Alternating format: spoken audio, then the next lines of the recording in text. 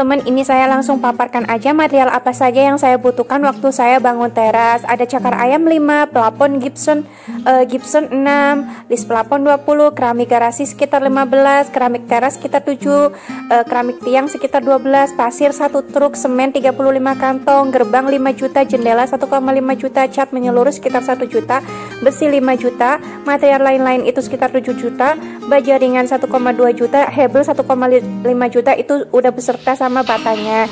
Nah, untuk tenaga tukang itu 250 per hari. Ini saya bawa dari kampung ya, karena kalau tukang yang di sini emang saya kurang cocok, jadi saya bawa dari kampung.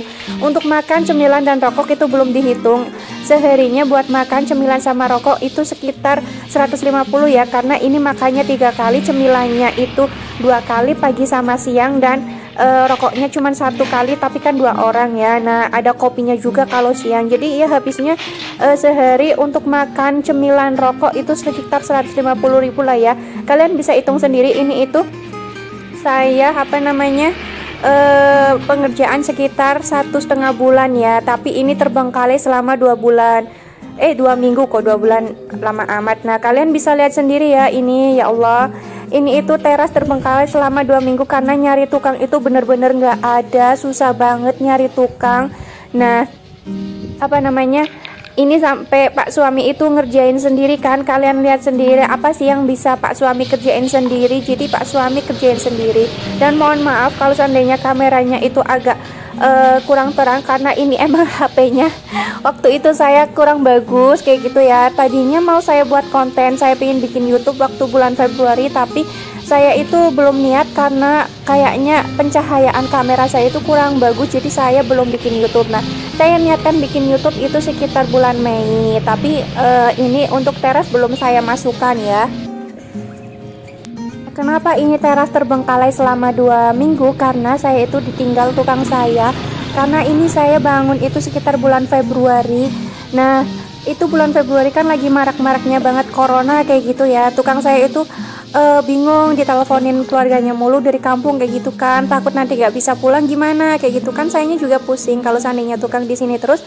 Nanti yang ada saya yang ngasih makan kan. Nah, saya juga pusing kan. Ya udahlah.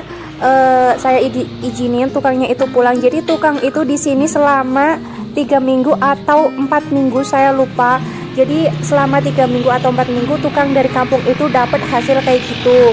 Nah, ini saya selama 2 minggu itu nyari tukang susah banget yang emang srek sama saya dan suami kayak gitu ya. Ada saya udah nyari 3 tukang kayak gitu ya. Yang pertama tukangnya kesini kan, dia itu mintanya borongan kayak gitu. Nah, mintanya borongan itu sekitar 8 juta. Nah, saya mikir, saya kan udah ada materialnya, kenapa mahal banget? Karena ini itu pemasangannya tinggal keramik yang di garasi itu tinggal ngecat sama tinggal tinggal ngeratain aja kayak gitulah ya. Nah, saya mikir-mikir lagi, ya udahlah, mohon maaf saya nggak bisa kayak gitu karena kemahalan 8 juta menurut saya ya. Karena saya mintanya per hari kan, bukan borongan. Nah, untuk tukang yang kedua itu sama aja, dia mintanya borongan dan dikerjakan malam hari. Dia mintanya itu 5 juta. Nah, saya mikir-mikir lagi kan, ya udah saya skip aja gitu ya. Nah, ini teras saya yang udah jadi belum ada fibernya, seadanya dulu karena waktu itu saya mementingkan teras jadi dulu, nggak mikirin yang lain-lain. Untuk yang lain-lain kan bisa menyusul kayak gitu ya. Jadi alhamdulillah banget udah jadi kayak gini. Nah, ini teras yang sekarang udah saya neko-nekoin kayak gitu ya. Jadi kalian dengerin aja cerita saya sambil saya itu room tour teras saya ya. Nah, saya lanjutin ya. Untuk tukang yang ketiga itu srek sama saya karena ini tukangnya itu mirip sama yang di kampung. Untuk harian, makan dan lain-lain malah lebih murah jatuhnya ini tukang yang di sini. Cuman ya emang pengerjaannya kalau menurut saya ya kurang rapi kayak gitu ya, walaupun srek tapi emang kurang rapi dikit kayak gitulah ya. Nah, ini burungnya Pak suami itu hilang 2. Karena lupa nutup pintu, ya udahlah ya, nggak saya omelin karena emang burungnya harganya nggak terlalu mahal, jadi ya udahlah ya, ikhlasin aja. Nah, ini teras saya udah jadinya seperti ini. Jadi ya bersyukur banget ya pokoknya dari rintangan itu semua saya, maksudnya akhirnya terasnya jadi juga. Jadi ini pengerjaan sekitar 2 bulan karena terbengkalai 2 minggu ya.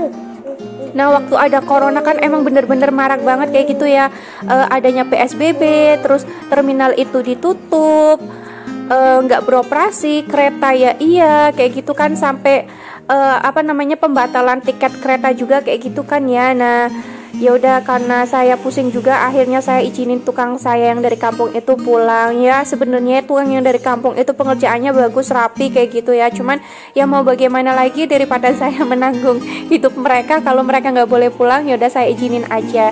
Nah, saya nyari tukang susah itu karena emang lagi corona ya. Nah, tukang yang dari kampung, maksudnya dari Jawa kayak gitu juga pada pulang kampung semua kayak gitu, karena takut kan kalau nanti seandainya nggak bisa nggak bisa pulang kampung, jadi mereka pada pulang semua. Jadi saya terpaksa nyari tukang yang ada di wilayah Jawa Barat atau Karawang tempat saya tinggal. Nah, ini ya, itu kalian lihat sendiri, itu pemasangan plafon emang kurang rapi. Nah, ini juga sebenarnya lampunya saya pengennya bukan kayak gitu, tapi tukangnya kurang ngerti. Yaudah, saya nggak apa-apain aja gitu lah ya, karena mau gimana lagi, yang penting udah teras saya jadi aja gitu lah ya. Walaupun sebenarnya ini Pak suami agak ngomel-ngomel, tapi ya udahlah ya. Nah, ini untuk pemasangan gerbang, saya gerbangnya itu bikin sendiri Pak suami. Saya pilih besi yang bagus, yang berat, makanya habisnya sekitar 5 juta. Sebenarnya kalau beli mah nggak sampai 5 juta lah ya, karena saya milih besinya yang bagus kayak gitu, jadi habisnya sekitar 5 juta. Karena ini saya mikirnya buat yang tahan lama, biar nggak anti karat kayak gitu, kalau kena hujan nggak bolong kayak gitu ya. Nah, abaikan ralis yang copot satu karena itu belum dibenerin lagi, Pak suaminya lagi males karena sekarang Pak suami lagi sakit. Ya Allah, doain semoga Pak suami sehat-sehat selalu ya.